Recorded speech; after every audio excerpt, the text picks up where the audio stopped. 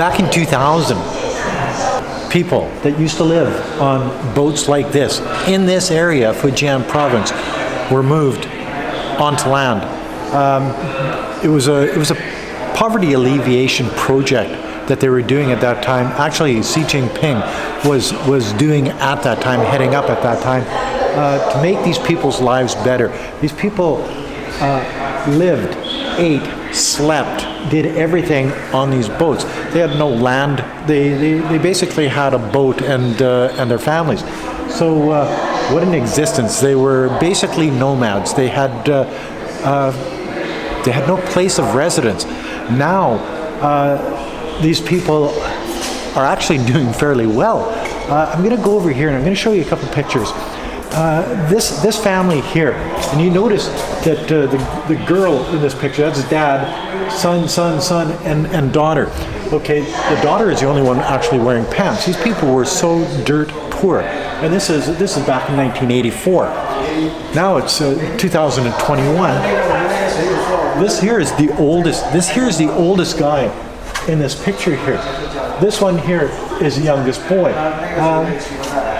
This is the daughter, the one here, and you can see that through this poverty alleviation project, they're all actually doing a lot better, and this is all actually thanks to this guy right here.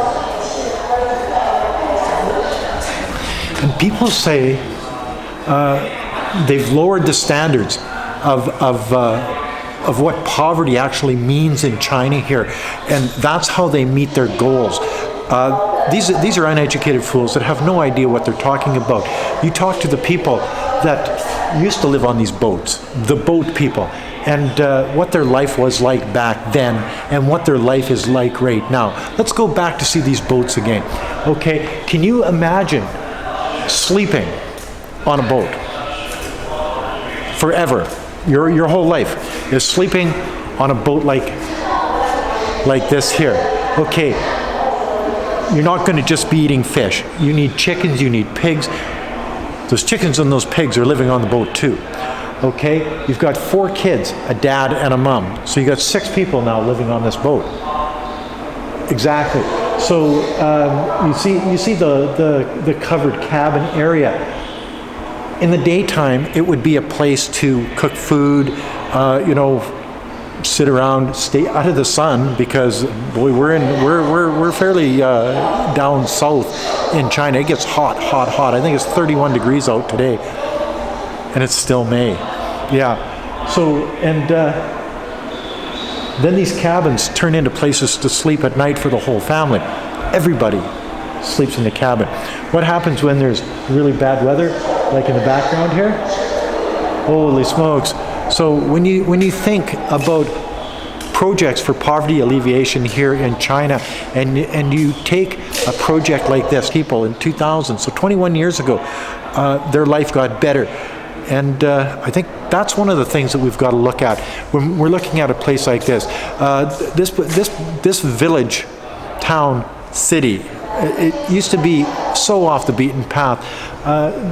There's actual villages that it would take 3 or 4 hours to walk into in this area. How do you do commerce? How do you break that poverty cycle? Well, I'll tell you one thing. If you don't have a good leader, it doesn't happen. And actually, Xi Jinping was a person that made it happen here in this area of China. He was stationed here for a number of years.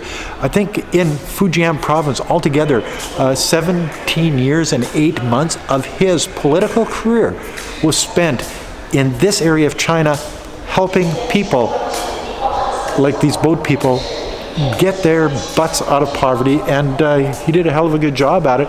Instead of living on boats, they're doing agricultural projects. They're raising animals. They've got land. They've got fishing, fish farms. They've got all of the things that actually bring wealth to an area like this. And it's this place is pretty warm all year round, so you can grow crops basically all year round. So work towards your strengths is basically what he was telling the people in this area. Use what you have at your disposal, and the land, the mountains, the valleys for rice production, all of these things, and better housing, better schooling, better education for the children, because without the education of the children, it just doesn't work.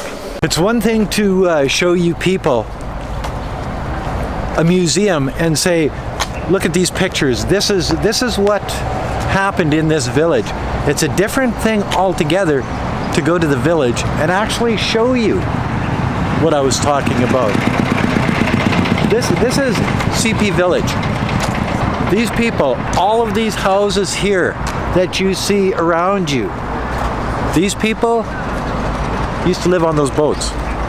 Each and every one of them used to live on the, well, maybe not the ones that have been born since the year 2000. Now I think you got 2,400 and some odd, just under 2,500 people actually living in this community. I think there's 632 houses, if I'm not mistaken. So their lives have changed considerably. Not only their lives have changed considerably, but their children's lives have changed considerably. They no longer live and exist on a little boat, a family of 4, 5, 6 people. They no longer have no home, to speak of no land. Now they actually have a community here right by the ocean, so they can still go fishing, but their main focus is on agriculture, forestry, and animal husbandry. Okay, think about this now. Now these children, now these families actually, mom, dad, the kids, they all have a future. They all have a home. They all have land. They have education for their children. They have hospitals, medical services. They have transportation. They actually own cars.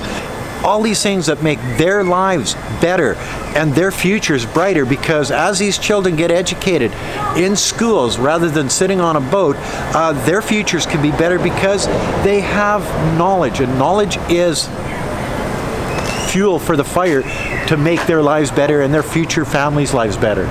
So if you're looking for a tourist spot by the ocean and you want to live on a house boat, well, it's sort of like a house on pontoons. CP Village, just north of Ningda, a city of 3 million people, and about 2.5 hours north of Fuzhou. This is a perfect place to come and hang out for a weekend or a week, just to sort of get away from it, because not only are the little houses sort of neat and comfortable, but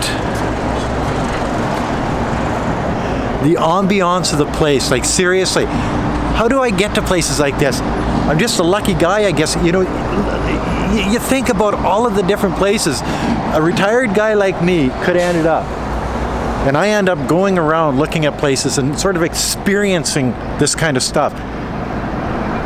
This is how they used to live. Well, these are actually nice. These are way nicer than the older style boats that the people used to live on.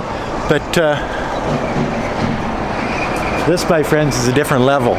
This is how far these people have come in the last 20 years. So when you think poverty alleviation in a fishing village, that wasn't even a village, it was just a bunch of people in boats out in the water.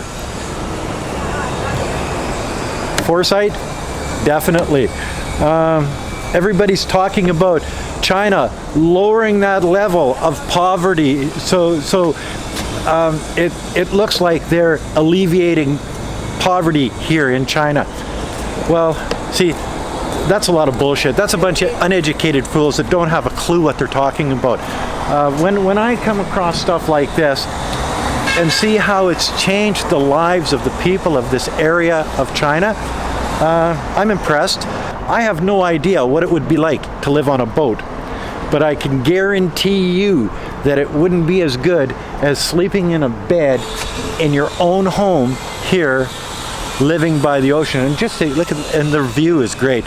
And the most important thing is when you get the children off the boats and into a place like this, where they actually have places to go to school, friends that they can play with and develop social skills, secondary education because they've actually gone to school from grade 1 to grade 12. They've excelled at school. Now they can go to a trade school, learn a trade. They can go to a college or a university.